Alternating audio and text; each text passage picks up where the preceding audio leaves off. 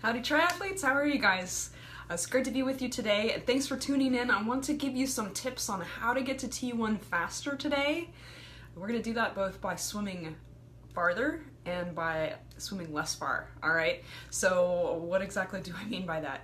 Last week I gave you 2 tips for how to get out of the water faster by swimming less. We talked about how to sight better, and I had a couple tips and tricks for getting your sighting to be better. One of them is how to keep your goggles from fogging. If you missed that video, go to the description here and I have the link there for you. You can check it out. Today I want to talk about how you can swim more and actually farther and yet get to T1 faster. And if that sounds a little confusing, don't worry, I'll clear that up for you in a second. I'm going to give you a little tips and tricks here. If you're kind of new to triathlon and you've got a race picked out, maybe there's another race in your area that's happening before then, or maybe you have an opportunity to just spectate, and I want you to go down to a triathlon and I want you to watch. And what I've found is that there are 3 places that you can sit where you're going to learn a lot about triathlon. What's so weird about our sport is all these logistics. So one of them is just to stand by the fence and watch people who do and don't know what they're doing and do their transitions. You'll pick up a lot of do's and don'ts by watching what other people do. There are some people who are in and out of there so fast that you actually can't even tell what they did. And some people who will sit down and eat a sandwich, for example. If you ever seen that happen, give me an emoji, give me a thumbs up.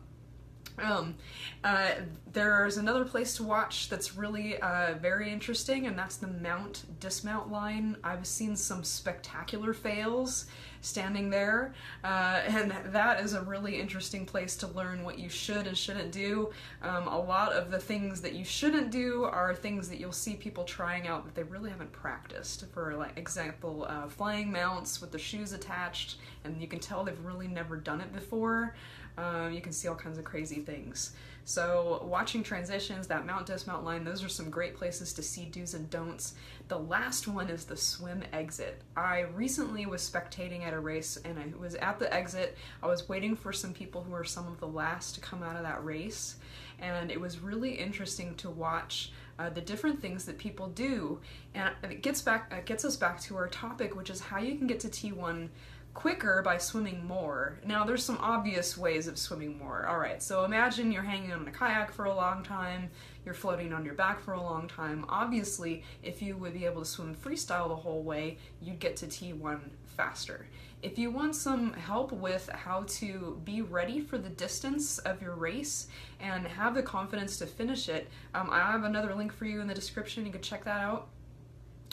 But what I really want to get to is something that you may not have really thought about before, and that is where you actually stop your swim.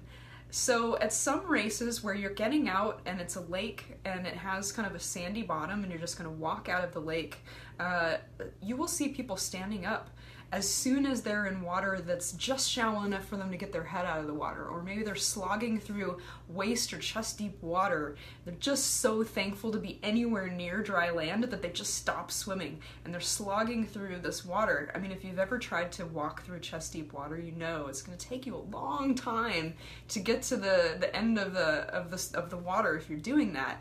If there's a ramp, obviously you have to swim to the ramp, but man, if it is a sandy bottom finish, you will see people stand up immediately. So your trick is to swim as far as you possibly can before you actually stop swimming, and this is going to keep you from slogging through all that water. So what I have here is what I call the 3-touch method. So sometimes it's not really 3 touches, but if you can touch 1, 2, 3 times with your fingers touching the bottom of the lake, that's typically a pretty good time to stand up on that 3rd touch. Sometimes the way the bottom slopes up, it'll work better to do 2, maybe 3 or 4 touches. This is something that you can practice if there is a practice swim allowed before the race starts. You can try your exit and see how many touches is optimal, because what you really want is you want knee-deep water. Because you can run through knee-deep water. In fact, if you're really agile, you can kind of flip your feet out to the side and do this kind of crazy side kick out run and just run right out without really that water bothering you at all. But you need to know where to stand up to make that work. What can you do to get ready for this? Well, if you like practicing at a lake that has this kind of safe exit, sometimes there are things that are rocky, or there's branches or things that you can't really predict under there where you might slip and fall or step on something you don't want to. You gotta be careful for that.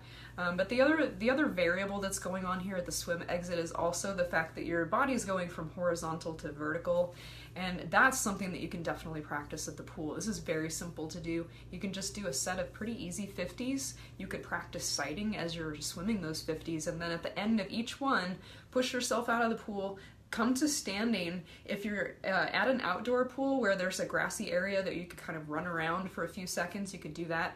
If not, you can just kind of jog in place and get used to being vertical, and then jump in, swim again, another easy 50, 3 or 4 sightings per length, and then hop out, jog in place for a minute, and just do that over and over again, and get used to that difference between horizontal and vertical. So I hope you learned a way that you can swim farther and get to T1 faster. If you found this helpful, I would love to see a comment there. Thank you so much for watching, and definitely get to the description there. I've got a great PDF full of all kinds of tips and tricks like this for open water swimming. If you'd like a copy of that, please click on the link and I will send that to you right away. I also have a group for the Waco 70.3. If you're doing that event and you'd like just some things to know about that particular course, or just Half Ironman in general, different tips and tricks that you need to nail your nutrition to really be ready on race day, then you can go and join that group. I'll drop that link in the description. If you're watching live, come on back and I'll have it posted for you. Thank you to all of you guys for watching the replay. It was great having you, and I will see you next week. Take care, guys.